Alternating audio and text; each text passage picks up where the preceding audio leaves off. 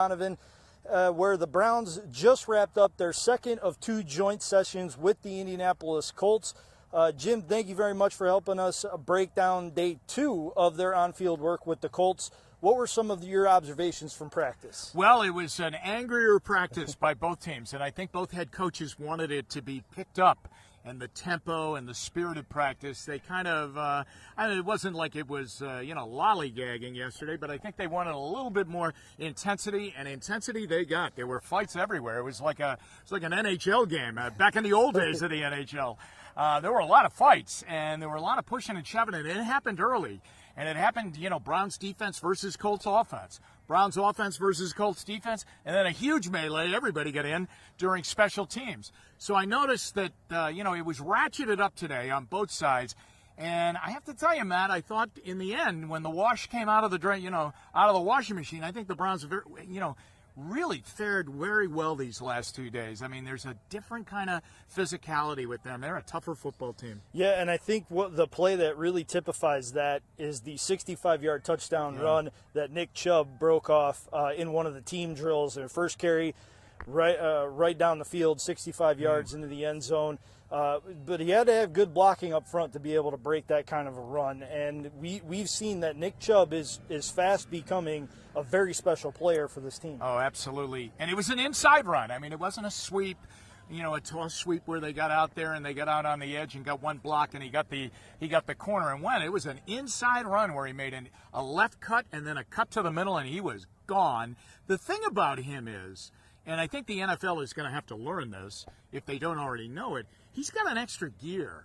I mean, he's got speed, he's got power, but then as soon as he gets a little bit of an opening, he separates from everybody. Whereas a lot of running backs, the size of Nick Chubb might carry tacklers. He runs through the tackle and then by you, and he's gone, and you're in his rearview mirror. So I think the offensive line got very excited, and Baker Mayfield exploded after that play and was jumping up all around the offensive line, and they needed that.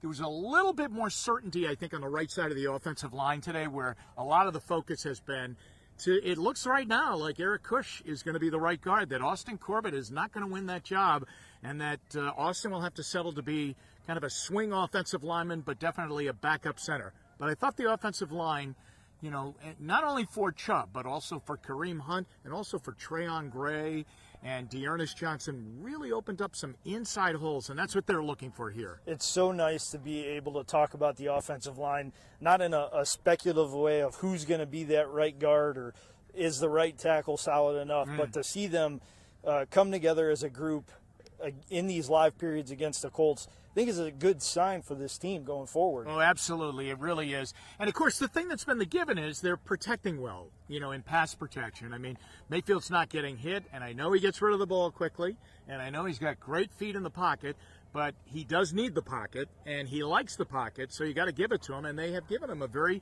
clean pocket, and he looks very comfortable back there. That all started, I think, Matt, last year when Greg Robinson went into the left tackle spot. I think that changed the dynamics of Mayfield being very comfortable in the pocket, and he's so good in there. His completion percentage skyrocketed to close to 65% by the end of the year last year, and I think it's continued so far this summer. One of the guys that Baker will be throwing a lot to this season is Odell Beckham Jr. Again, we did not see him in team drills. He's working through a hip issue, but he was able to go through individuals and try to hone his craft there. Are we starting to get to the point where we shouldn't expect him at all during this preseason, or maybe a little bit in week 3, and then just try to get him on a path for week 1? Yeah. Well, let's take a look at it this way. Number one, I'm not worried about the hip issue because if it was a really significant injury, he wouldn't be in pads. He wouldn't be doing anything. Any injured Browns player is off to the side working with the trainers throughout the course of a practice during training camp. I mean, we've seen that. But he's out on the field. And, I think that this is just very, very protective of him. Number two is, I'm thinking this out as I talk to you, we're going to play on turf here on Saturday, and I'm wondering if they keep him out there. You'll play on grass the next week and the final 2 weeks, but definitely the third week down in Tampa, you're on a good field down there at Raymond James Stadium, and I'm wondering maybe because it's the third game and it's the last game you're going to play the regulars, that you get him out there then. But then there could be the ultra-conservative way of we first see him really against Tennessee in the opening week. But the comfort factor between him and Mayfield, I don't think it's going to be an issue. I think they've worked a lot together on the side. Yeah, I don't think chemistry is going to be a problem. Timing, it'll probably get worked out relatively quickly. Both of them are very good pros. Yeah. They spend a lot of time together talking over route concepts and such. But before we get on out of here, Jim, what were some of the final takeaways for you from this two-day session with the Colts? Well, in these two-day sessions through my years of covering the Browns, these have never gone well. And you've been a part of covering that too. When the Browns have gone up to Buffalo and gone against the Bills, and really those are the last couple of times they've done it. They've been against Buffalo, and they have had their orange helmets handed to them by the opposition. And I think that there was a lack of preparedness and a toughness, really.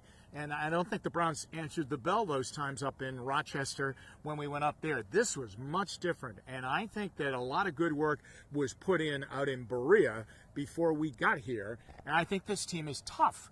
And I think that schedule is tough in September, and they are going to have to grind things out, and they're doing it here. So I think what you're going to notice now, Matt, is that I think Freddie's going to take his foot off the gas pedal with the pads and the physical practices, probably starting next week. I think when we get back to Berea, there might be a little bit of a let-up.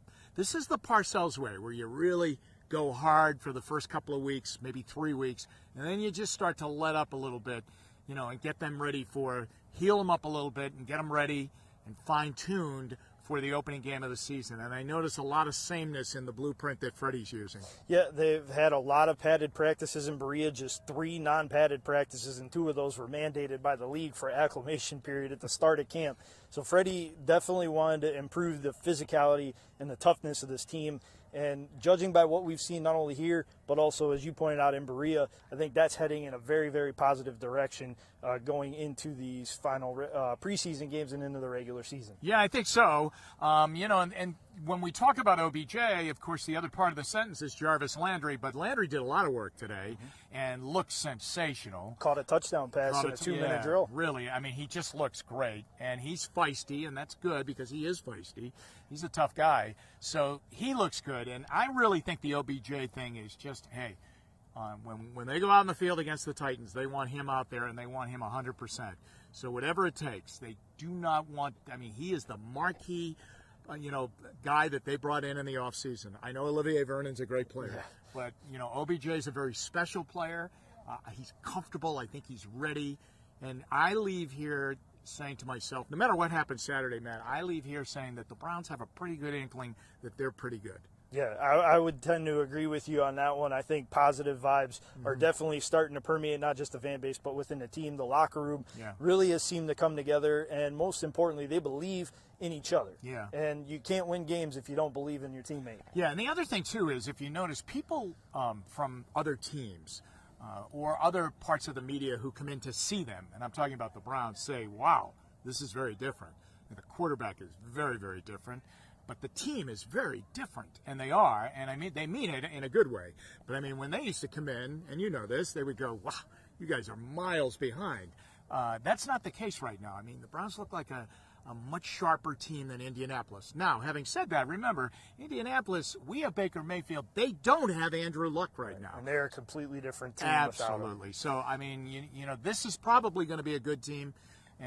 But only if Andrew Luck's healthy and in there. They're a very different team that way, as any team would be without their starter. But everybody that sees the Browns, and not from Cleveland, says this is a very, very different football team. They look different. Yeah, they sure do, and they look way better than they have at any point. In the 11 years I've been covering this team, it's been actually a pleasure to watch those 2-minute drills at the end of practice when they end in the end zone. Maybe not so much with the last-second field goal attempts, but I thought both kickers had a good day yesterday. I was remiss in mentioning that both went 5 for 5 in the scripted period. So hopefully they can get that settled, and then everything can be going in a good direction. Yeah, I think so, and it will be interesting. Now there may be a couple of moves here. That this is not a finished product yet. I don't know how comfortable they are with the tight ends behind Njoku. Farrell Brown has had... he's flashed, but in both ways. Absolutely. Demetrius Harris is just back out on the practice field. I thought he was pretty good today. He had a big drop yesterday on Mayfield in the end zone, but that's okay. I mean, we'll see him. I think they'll accelerate that. I don't know how comfortable they are with the tight ends. And, DeVal's been hurt the whole camp. And that's been more of the norm than the other way, because DeVal has missed a lot of time through his years here in Cleveland. Yeah, definitely become more of the expectation rather than the actual on the field work from Seth DeVal. So the tight end spot is, I think we were all a little nervous about the depth going in with Harris going down early in camp and missing a significant amount of time. DeVal really being out of the mix since the first week. They're a little thin right now, and they're just trying to figure out if they've got the pieces here to fill in those gaps, or if they need to scour the waiver wire when cuts start being made. Absolutely. And remember now, there's only the one cut. So, I mean, it's at the end of the preseason, just before the regular season, so you got to go get them, right away. And the Browns are not coming from the bottom anymore, right? To go get guys. They're going to be in the middle of the pack. Well, Jim, thank you very much for helping us break down these two practices here in Westfield, Indiana. Always appreciate your time. Thanks, Matt. I want to remind everybody to stick to WKYC.com. Later in the evening, we will have an update on Kareem Hunt and how he feels the knocking the rust off has come for him over these last 2 days. We'll also have an update on